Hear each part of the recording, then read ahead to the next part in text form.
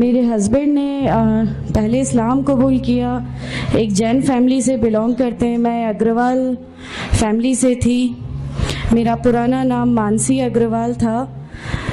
और मेरे हस्बैंड ने जब इस्लाम कबूल किया तो मेरे लिए मेरी लाइफ का बहुत एक शॉकिंग इंसिडेंट था। मैंने फर्स्ट टाइम किसी को पहली बार देखे, मैंने किसी को नमाज पढ़ते हुए देखा। मैंने अचानक ही अक्सर करके एक पर्टिकुलर टाइम होता था और ये घर से कहीं चले जाते थे और मैं इनसे पूछती थी कि आप कहाँ जाते हैं, तो ये रिप्लाई करते थे this is none of your business, you have to do your job. तो मैं भी खामोश हो जाती थी।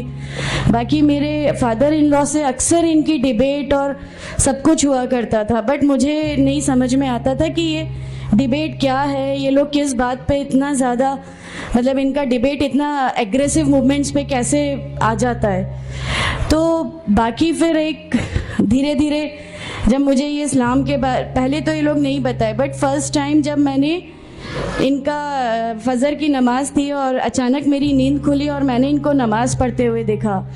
मैंने इनसे पूछा कि आप क्या नमाज पढ़ रहे हैं, क्योंकि सिर्फ टेलीविज़न पे देखा था कि हाँ ऐसे जो करते हैं वो नमाज के एक्शंस हैं। मैंने इनसे पूछा कि आप नमाज पढ़ रहे हैं। इन्होंने कहा कि हाँ मैं नमाज पढ़ रहा हूँ। मैंने बिल्कुल देर नहीं की मेरे फादर इन लॉ को बताने में। मैं रूम से बाहर निकल के और मैंने सबसे पहले उनको बताया कि पापा जी आज ही इनको मैंने नमाज पढ़ते हुए देखा। तो उन्होंने मुझसे कहा कि ठीक है खामोश रहो, अभी किसी से कहना नहीं, हम देखेंगे क्या कर सकते हैं।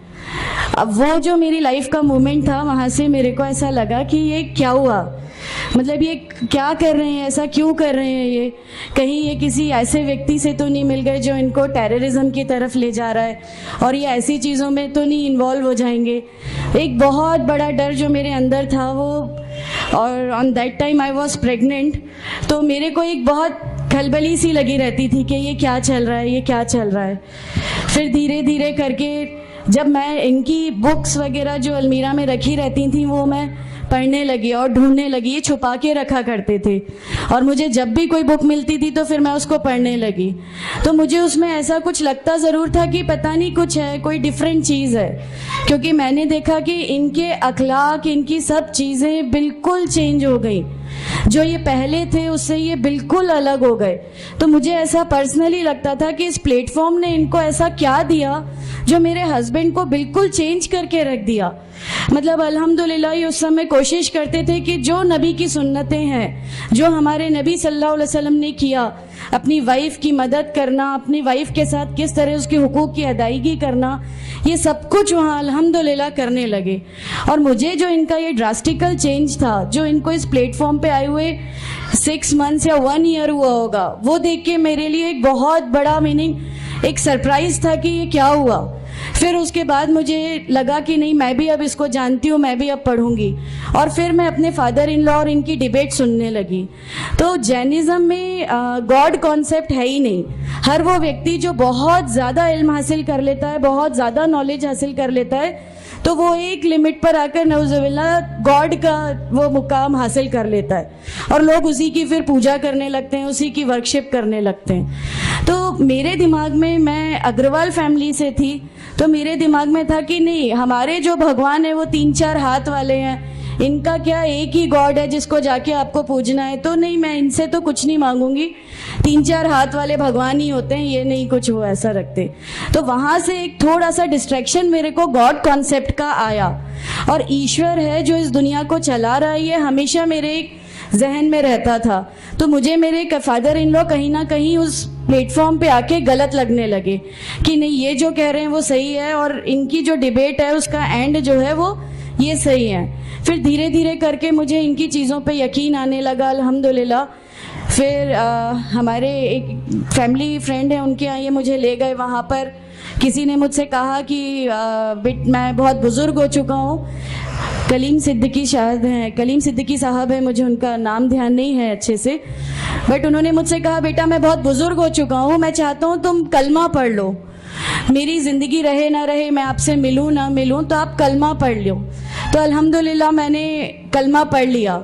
कलमा पढ़ने के बाद भी जब हम घर लौट रहे थे तो मैंने इनसे कहा कि मैंने सिर्फ अभी कलमा पढ़ा, अभी आप ये मत समझिएगा कि मेरे को सब समझ में आ गया और मैं इस चीज़ को मान लूँगी। इन्होंने कहा नहीं, तुम्हारी मर्ज़ी, किसी में कोई फोर्स नहीं है। तो अल्हम्दुलिल्लाह अल्लाह ताला का एहसान है, उस कलमे की ताकत थी। और ये हमेशा कहते थे तुम्हें कोई दुआ मांगनी है तो तहज्जुद में मांगा करो।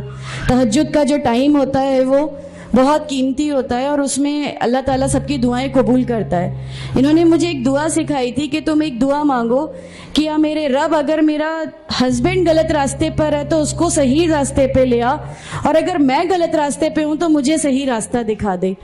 अल्हम्दुलिल्लाह मैं ये दुआ कंटिन्यू मांगती थी। एक बार मेरी नींद अल्हम्दुलिल्लाह तहज्जुद में खुली और बस मैं नॉर्मल जैसे एक ध्यान करते हैं वैसा मैं बैठ गई और अपने आप अचानक दिल चाहा कि बस सजदा करूं।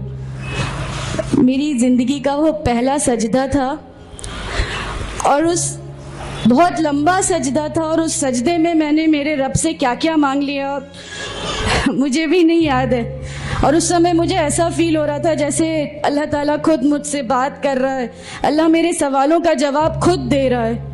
अल्हम्दुलिल्लाह बस उसके बाद तो ऐसा लगा कि नहीं, इस्लाम हक है और इस्लाम पे ही चलना है।